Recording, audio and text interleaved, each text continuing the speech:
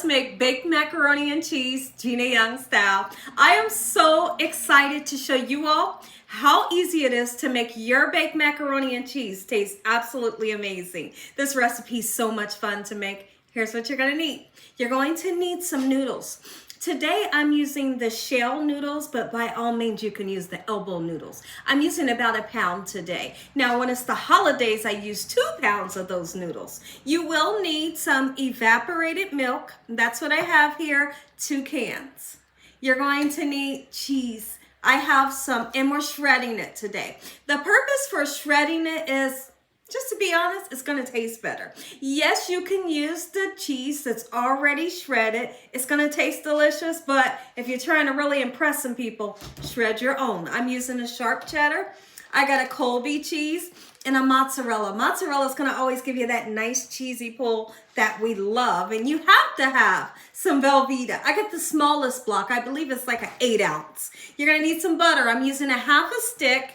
And I'm using a half a cup of flour so we can make up a nice roux to make a cheese sauce, okay? You're gonna need an egg. Just 1 egg is plenty enough. But if you're making a big batch for the holidays, I'll have you use 2 eggs, okay? Now, typically I will use sweetened condensed milk, but I ain't got none. So I'm gonna substitute it with sugar. Okay, and we'll talk about that as we go on with this recipe. I know it's interesting, right? But it tastes good, trust me. We're gonna be using salt, pepper, garlic and onion powder, a little bit of paprika on top. Make sure your hands are clean. Let me show you how to make delicious baked macaroni. First thing we're gonna do is let's get started shredding up our sharp, is this what this is? Let's try it again. So the first thing we're gonna do is let's get started shredding up 8 ounces of sharp cheddar cheese, just like so, quick and simple. And next you're gonna shred up your 8 ounces of Colby cheese, your 8 ounces of mozzarella. I actually had my husband do it for me. Now when you get to the bottom of the cheese, so you don't grate your fingers, just go ahead and leave these pieces like that. It'll melt in your macaroni. Go ahead and get your noodles nice and boiled up. Today I'm using the shell noodles. Typically I'll use an elbow noodle, and all I did was I brought my water up to a boil, salt the water really good to give the noodles some flavor, cook them for 11 minutes and drain them. And so now they're in my 8 by 12 baking dish. We're gonna preheat our oven to 350 degrees, and now we're getting ready to make the roux that's gonna make a lovely cheese sauce. Go ahead and start making our roux. A roux is super simple. You're always going to use equal parts fat with equal parts flour. So I have a half a stick of butter, okay?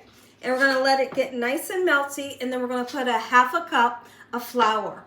We're going to mix the 2 together, let the raw flavor from the flour cook for about 3 to 4 minutes, and I want to show you what consistency you're looking for. And then once everything is combined and the flour has had 4 minutes to cook, we're going to add in evaporated milk. Now for that famous block of Velveeta cheese, I have 8 ounces. I'm going to go ahead and cut it up just into little cubes. It really helps it to melt down easier when you give it a nice chop. We're going to add it with those other cheeses over here while we wait on our butter to melt. Our butter is nice and melted. Let's go ahead and get that flour in. We're going to mix the 2 together, let the flour cook for that 4 minutes, and then we'll be adding evaporated milk in. This is pretty much the consistency that it's going to look like. I did add about another tablespoon of butter to make this flour a little bit thinner, okay? And so now take your whisk, put in evaporated milk, just like this. This is what makes it really rich and taste delicious. This is perfect for the holidays. Let's go ahead and start adding in some of our cheese. Don't add it all in, okay? But put some in so we can start on our cheese sauce. All right, and then leave some cheese because we're gonna mix some of the cheese in just like that. Super exciting. Our cheese sauce, a nice stir, and really at this point, go ahead and turn the stove off. Look at this, it's all coming together. This is what it should look like. Somewhat like that. And yes, there'll still be some clumps in there. Don't worry about that. You know this will melt in the oven. Let's go ahead and put this lovely cheese sauce. It happens so quickly. This recipe comes together quick. Go ahead and put this cheese sauce right over top of your noodles. Just like that, all of it. Yum! Let's mix our cheese sauce in with the noodles. just like so, making sure you don't have too many of your contents and it overflows in the pan, right? This is gorgeous. This sound right here, can y'all hear this? Oh, sounds good. Now typically when I put my egg in, usually I'll have the egg already mixed into the cold noodles. I didn't do that today, I just honestly forgot. So let's go ahead and whisk up 1 egg, okay? We'll let that cheese cool down a little bit and then we'll put our egg in, because if we put this in now with that hot cheese sauce, those eggs will turn into scrambled eggs. So we'll just set it aside. But in the meantime, we want to make this thing taste good, right? Don't worry, I didn't forget about the other cheese. We're going to salt and pepper it. I got to get another salt, okay? Some nice pepper on there. Don't be afraid to season. If you're afraid to season, your food will be absolutely flavorless. Let me grab another salt. I didn't mention what this was. This is garlic powder. You can put onion powder in as well. If I was making my Grandma Lucille's macaroni and cheese, I'd put a can of cream of chicken in here. Yes, a can of cream of chicken soup is delicious in baked macaroni, but this is a different recipe. All right, so now here's what we're gonna do. Super interesting. We're gonna take the other cheeses. Yep, we sure are. The ones that didn't get turned into the cheese sauce, and we're just gonna mix it right in to our mixture here. Hopefully our cheese sauce has cooled down. Let's go ahead and put the egg in. What does the egg do?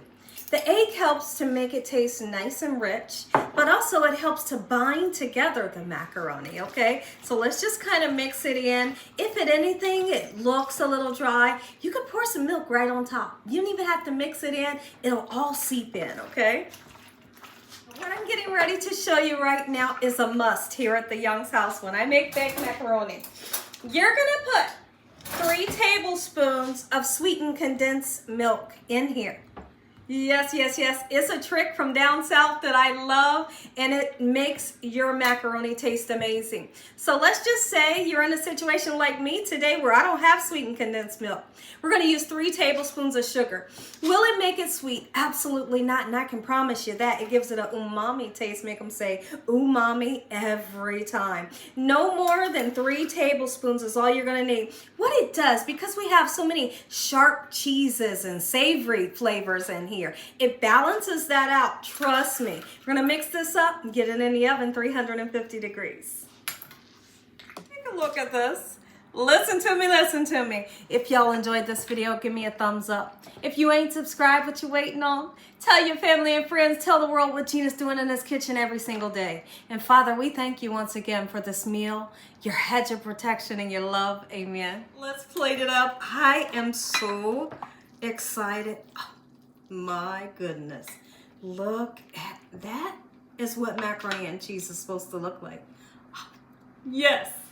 Wants to taste. You want to taste, and I'm about to give you some. It is hot, but I'm going in. I couldn't wait for the holidays. I had to make some today.